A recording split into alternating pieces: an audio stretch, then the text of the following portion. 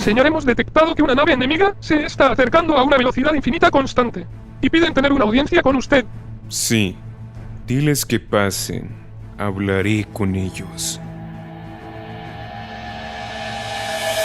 Shmeblok. Somos la flota de reconocimiento Nomo de la Dimensión del Infinito. Venimos a solicitar una tregua entre la guerra Gato Nomo. ¿Y yo qué gano de detener la guerra? Le ofrecemos humildemente hacer un video con nuestro líder. ¡Hijo de! ¡Estoy dentro!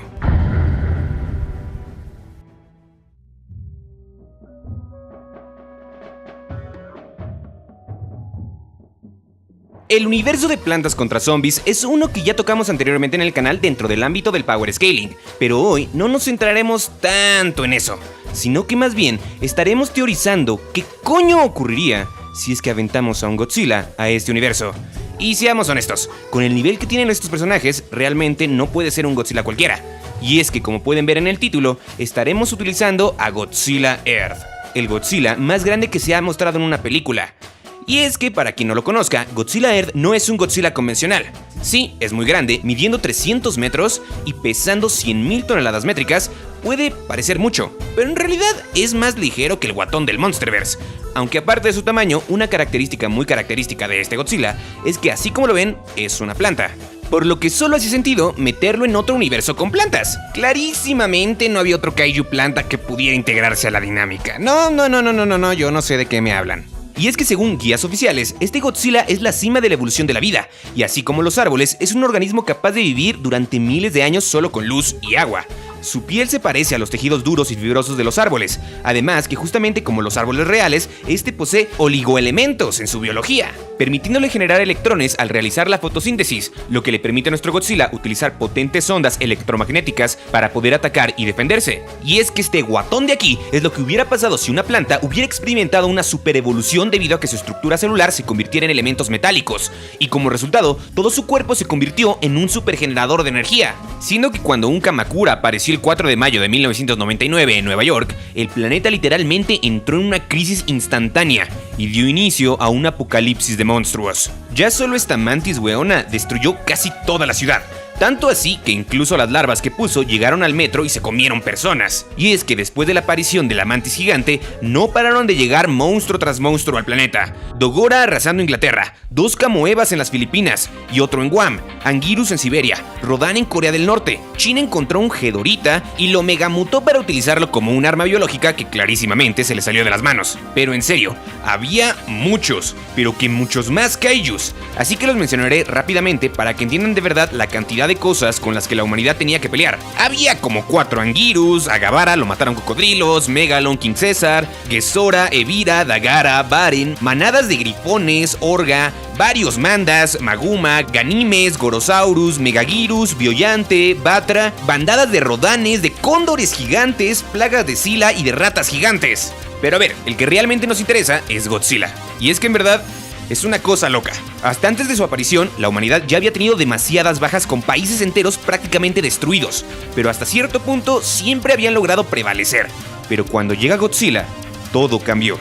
Y es que en su primera aparición, tan solo medía 50 metros y mató al 4 Anguirus, al 2 Baran y a un Baragon, a los 3 en un 3 contra 1.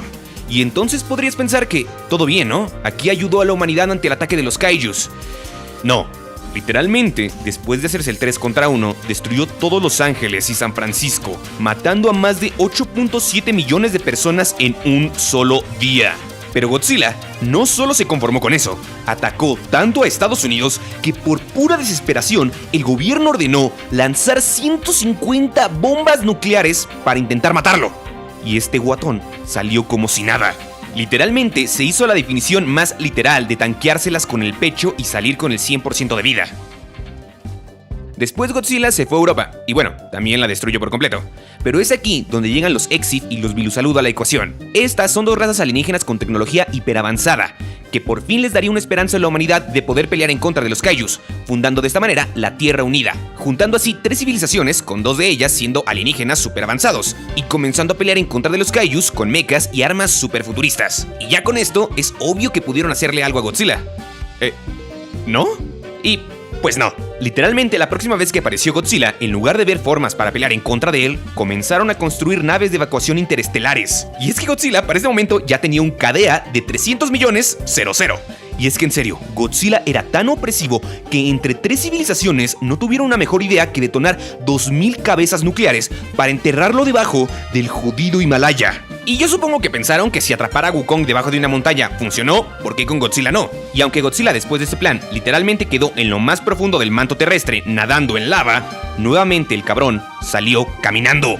Para este punto ya no era una guerra en contra de los kaijus, era una guerra en contra de Godzilla, porque literalmente su tecnología avanzó tanto que podían controlar mentalmente al resto de kaijus, y comenzaron a lanzárselos uno tras otro a Godzilla. Literalmente toda la fauna del planeta se puso en su contra y aún así perdieron. Y para este punto la humanidad estaba 50-50 si ya escapar de una vez o quedarse a pelear. Pero la opinión popular cambió cuando de un solo disparo de su aliento de partículas destruyó un asteroide llamado Gorad. Un asteroide con la masa de la Luna en un radio de 30 kilómetros. ¿Tienen idea de lo jodidamente denso que tenía que ser? Literalmente su densidad está en el mismo orden de magnitud que la de una nana blanca. ¡Una estrella! Pero lo peor no es eso, sino que el asteroide se estaba moviendo a velocidades relativistas, y Godzilla aún así lo detectó y le dio cuando aún estaba en el espacio profundo. Para este punto, la humanidad, los Exif y los Bilusaludo estaban tan jodidamente asustados que cambiaron sus planes, porque ya sabían que simplemente no podían derrotar a Godzilla de ninguna forma. Y es que ellos habían planeado establecer una colonia en la Luna o en Marte, pero después de ver cómo Godzilla destruía Gorad, ya ni siquiera estaban confiados en poder estar seguros en Plutón. Ya saben, ese protoplaneta que está a 4.400 millones de kilómetros en su punto más cercano a la Tierra. Y es que esto no fue una hipérbole o una exageración. Literalmente forzó a que 3 supercivilizaciones decidieran que la mejor opción era cambiarse de sistema solar. Y es que si esto por alguna razón todavía no te suena impresionante, déjame recordarte que todo esto lo hizo cuando aún medía solo 50 metros de alto. Porque ya cuando por fin la humanidad huyó a otro planeta, se dieron cuenta que la atmósfera de ese planeta era incompatible con la biología humana, por lo que decidieron utilizar una tecnología experimental para viajar a través del hiperespacio, sufriendo una dilatación temporal y llegando 20.000 años en el futuro a la Tierra, en un punto donde Godzilla ya había asimilado absolutamente todo en el planeta. Lo había terraformado a su semejanza, y todas las formas de vida derivaban de él. Pero bueno, ya hablando de sus habilidades, tiene su aliento atómico, que como mencioné anteriormente, en esta encarnación del Rey de los Monstruos es en realidad un rayo de partículas electromagnéticas supercargadas. También tiene un campo de fuerza que lo rodea, llamado escudo asimétrico permeable. Este es un campo electromagnético generado por un amplificador biológico que está en sus espinas dorsales, y es potenciado por todas sus células, que al tener metal sirven como potentes imanes. Pero aún sin él, el cuerpo de Godzilla es extremadamente resistente, y aún así, si siquiera lograras dañarlo, el cabrón tiene una regeneración casi instantánea. Y esto también fue lo que provocó que el planeta se terraformara en básicamente él. Su cuerpo es capaz de absorber radiofrecuencias y emite radiación de alta densidad, dejando tras él áreas completamente inhabitables. También, al ser tan masivo, con simplemente rugir, crea un fenómeno de resonancia tan jodidamente brutal que con pura presión sonora destruye todo lo que tenga enfrente. También, cuando da coletazos para atacar, su cola se mueve a velocidades superiores a las del sonido, y por las peculiaridades de su energía, genera un corte de plasma, que de hecho, de un solo coletazo, arrasó con casi todas las fuerzas unidas de la Tierra. Puede convertir el exceso de energía que su cuerpo produce en calor, siendo capaz de alcanzar temperaturas superiores a los 1000 grados Celsius. Pero a ver, aún podemos seguir subiendo. Todo esto que les mencioné con anterioridad no se compara en lo más mínimo a lo que fue su pelea en contra de Void Ghidorah.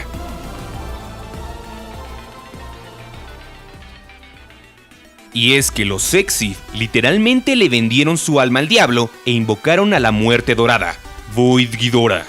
A este guachín de aquí se la pelan las leyes de la física, y si quieres saber más de él, literalmente ya tengo 2 videos en el canal.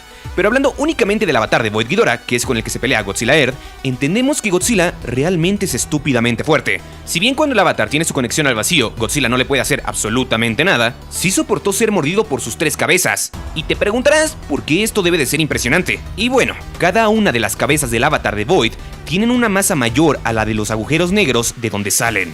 Y sí, este tipo crea agujeros negros de chill, y sus cabezas son más pesadas, literalmente pesando lo mismo que una estrella enana. Ah, y bueno, también se me olvidó mencionarles que la presencia de Boy Ghidorah en nuestro mundo deteriora el espacio y tiempo a su alrededor. Y la verdad, si no fuera porque cortaron la conexión de Ghidorah con el vacío y lo forzaron a seguir las leyes físicas de nuestro universo, Godzilla no hubiera tenido chances. Igualmente, cuando esto pasa, podemos ver cómo Godzilla se las quita de encima, y con disparos casuales de su aliento atómico, destruye los agujeros negros de donde ésta saliera. Pero aún no hemos terminado. Todavía nos hace falta hablar del modo escarlata. ¿Recuerdan cuando les dije que Godzilla puede convertir el exceso de energía que produce en calor? Bueno, eso es el modo escarlata. Un modo que potencia todas sus capacidades energéticas, llevándolas a un máximo superior a todo lo que ha mostrado con anterioridad. Y por eso sabemos que el destruir 3 agujeros negros es un ataque básico de Godzilla. Pero bueno, ya fue mucho de hablar de Earth. Ahora, toca hablar un poco del universo de Plantas contra Zombies. Y qué mejor que el culón, papeador de zombies certificado y amigo de todos los gnomos, Danny Sneef, para eso. Plantas contra Zombies es un universo de pura locura. Una guerra que empezó como una invasión de zombies en un suburbio común de Canadá terminó siendo una guerra intergaláctica fusionada con temporal y con otros universos y entidades Lovecraftianas. ¿No me crees? En Plantas contra Zombies 2 peleamos viajando en diferentes eras temporales, junto a máquinas y bestias de metales capaces de viajar en el tiempo.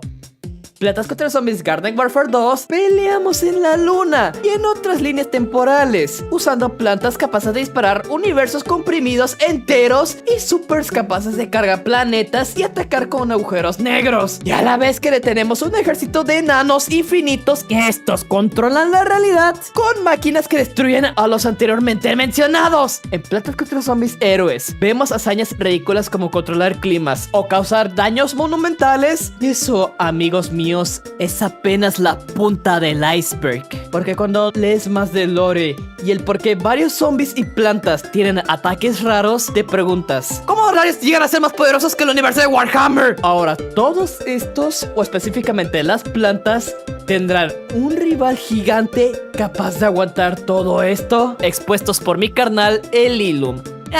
Las girasoles. Todas tienen la capacidad de tirar rayos cargados con energía solar, capaces de hacer un daño monumental a sus enemigos e incluso a gigantes como los Zombie-Stains. Los guisantes tienen la capacidad innata de tirar guisantes que viajan a toda velocidad, actuando casi como bolas de cañón. También son capaces de convertirse en ametralladoras capaces de limpiar líneas enteras. Las carnívoras. Las carnívoras son un miedo constante. Estas estar bajo tierra, el enemigo no tiene una idea de dónde estas pueden estar. Estas pueden salir de la tierra y devorar enteramente a una unidad, actuando como una unidad capaz de asaltar en bases y sorprender al enemigo con esta capacidad aterradora. Quiero agradecer a Ilium por haberme invitado a participar en este video y exponer qué tan poderosos llegan a ser estas plantas en contra de Godzilla. Espero que les haya gustado. Sigan a Ilium a sus redes sociales y en YouTube, que mi carnal hace muy buenos videos y que pueda llegar finalmente a ser famoso y exponer por qué Godzilla es uno de los seres más chingones de toda la ficción. También les invito a pasarse a mi canal Danny Sneef, donde subo videos recopilando y hablando sobre todo este universo de Plantas contra Zombies, Left 4 Dead y próximamente varios tipos de su universo de zombies y qué tan peligrosos estos tipos de zombies pueden llegar a ser. Recuerden que yo soy Danny Sneef y los quiero mucho. Cuídense. Bye. Y bueno, respondiendo a la pregunta de Dani, este Godzilla no podría barrer con todo el verso. Pero no estamos aquí para preguntarnos si podría o no. De eso no va el video, por eso no tiene power scaling en el título. Es más las implicaciones que tendría enviar a un monstruo planta extraño a otro mundo lleno de monstruos plantas extrañas. Primero tendremos que entender si es que Earth atacaría o no a las plantas. Y es que ya hemos visto cómo en su planeta literalmente se la pasaba peleando con la primera cosa que veía. Y esto no tiene una respuesta concreta, es un 50-50. Earth no es para nada tonto, podían sentir dónde estaban las amenazas en su planeta e inclusive fuera de este, y sin importar qué, iba a destruirlas o prevenía que se concretaran como pasó con el proyecto Mechagodzilla. Y es que si se pusiera a pelear en contra de las plantas y los zombies al mismo tiempo, sería una amenaza menor. Sí, podría vencer a bastantes de ellos, pero ya cuando hablamos de los pesos pesados, más bien poco o nada puede hacer. Así que tendremos que centrarnos en el qué pasaría si este fuera visto por las plantas como un aliado, y él viera a los zombies como sus enemigos, básicamente uniéndose al bando de las plantas, porque, bueno, él también es una planta. Y si bien mencioné que en contra del ejército completo sería más un inconveniente menor, dentro de los rangos de poder de las plantas individuales estaría junto a los top tiers, y en términos de hazañas concretas y demostrables, solo por debajo debajo de las plantas con hacks estúpidamente rotos o seres que tiran la lógica por la ventana. Pero en general, e inclusive comparándolo con otros personajes de la franquicia, debería de ser superior a Super Cerebros Cósmico, por ejemplo, más o menos para que se den una idea de la magnitud de poder. La cosa es que al unirse al ejército de las plantas, comenzaría a ocurrir un suceso muy particular, y es que las plantas han demostrado una capacidad evolutiva estúpidamente alta, siendo capaces de asimilar casi cualquier cosa, generando variantes como las hemos visto en juegos como Garden Warfare o en PvZ Héroes, y justo las células de Godzilla también tienden a propagarse como lo vimos en su trilogía de películas, por lo que no es loco imaginar que las plantas terminarían fusionándose con sus células, pero en realidad no se las tienen que imaginar, porque me tomé la libertad de dibujarlas y aquí les presento a las plantas Godzilla Earth, comenzando con...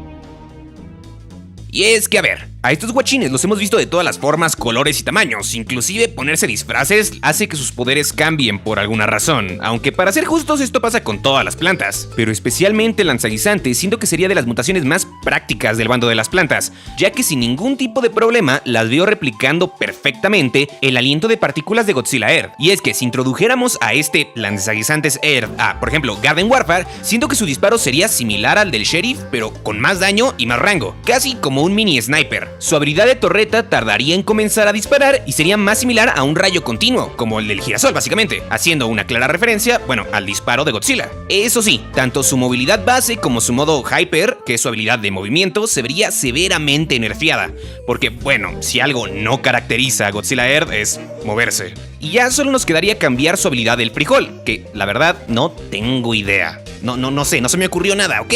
Pero si a ti sí se te ocurrió algo, pues déjalo en los comentarios. Por otro lado, de ser introducida en Plantas contra Zombies 2, su nutriente clarísimamente sería similar al modo escarlata de Earth, multiplicando su daño de forma brutal durante un corto periodo de tiempo, y generando un área en las casillas adyacentes a él que haga daño por calor a los zombies que se le acerquen. Los girasoles son la contraparte defensiva de los lanzaguisantes, y como todos sabemos, curan a sus aliados o generan soles al absorber la luz de este.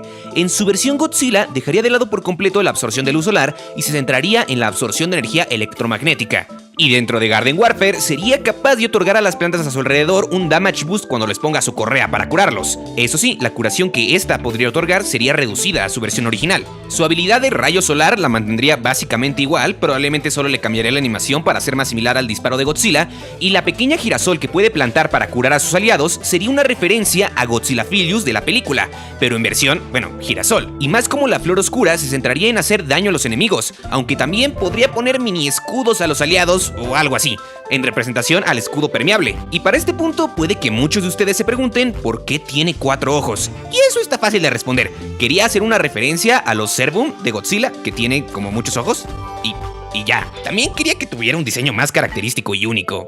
Y ya, no sé, decisiones artísticas. Por su parte, si entrara en PvZ 2, siento que de manera pasiva potenciaría el daño de las plantas eléctricas, y su nutriente sería que todas las plantas eléctricas en el campo generen 50 soles. La verdad, no sé qué tan roto esté eso, no he jugado PvZ 2 en años, pero se me hizo una habilidad interesante. Ok, la carnívora es de las plantas con los diseños más facheros de todas, y en general creo que ya todos sabemos lo que hacen. Y justo como las otras dos que mencioné anteriormente, han sido de las plantas con más versiones, tipo, incluso tuvo una de Chetos. Por lo que juntarla con Godzilla para mí solo hacía sentido. Y es que inclusive en PvZ Héroes existe el Chompzilla, que bueno, es básicamente eso. Ahora, nuestra planta carnívora Godzilla, introducida en Garden Warfare, sería bastante más grande que la Chomper normal. Y es que pues, es un Godzilla. Y siento que de todas las plantas, hacer a la carnívora más grande era obligatorio. La velocidad de sus mordiscos y movimiento sería reducida muchísimo, pero para compensarlo, aparte de su escudo permeable que fungiría como una barrera extra para su vida, tendría muchísima más vida por lo mismo de ser más grande. Su habilidad de escupir la agüea pegajosa esa sería reemplazada por el grito supersónico de Godzilla, que haría daño y aturdiría unos segundos a los zombies, similar a lo que hace el ingeniero con sus minas de sonido. Su habilidad para excavar dejaría un rastro tóxico por donde se mueve, simulando el rastro de radiación que dejaba Godzilla a donde este fuera. Y por último, su trampita de hiedras ya no inmovilizaría a los zombies, sino que al pisarlas, de estas saldrían pequeñas plantitas carnívoras que perseguirían a los zombies haciéndole daño, y nuevamente haciendo referencia al Godzilla Philius. Y ya por último, si le integráramos a Plantas contra Zombies 2, antes de comerse un zombie haría el característico rugido del rey de los monstruos, haciendo daño a todos los zombies en su fila, para después comerse al más cercano. Y su nutriente sería lanzar una ráfaga de mordiscos que lancen una cuchilla de plasma en las líneas adyacentes, y haciendo daño a todos los zombies de estas. Esto siendo una referencia directa a los coletazos de plasma de Godzilla. Pero bueno, ¿qué les parecieron todas las plantas? ¿Cuál fue su favorita? Déjenmelo aquí abajito en los comentarios. También vayan a suscribirse al canal del Dani Snib, que ese güey es bien chido. Y si les gustó el video, denle like, suscríbanse al canal, compartan y todas las cosas de YouTube, ya se las saben. A mí solo me queda darle las gracias a Playeres50, Condor Peque, Godzilla 100% real no fake, Mantecado Feliz, Karu Senpai, Noir, Jet Jaguares, Morphy Louden, Alguien Así Más, Agron, Snew, Ultraman Fan, Condor Papu, Eden, Franco 345, Bozo 750, El Antifix, Godzilla SCP 3812, Gallo YouTube, Pedro 110, Props 199, Sankaiju, Shen Super Saiyajin y a Shafsal por volverse miembros del canal de nivel Rey de los Monstruos. Sin más que añadir, yo fui Illumi.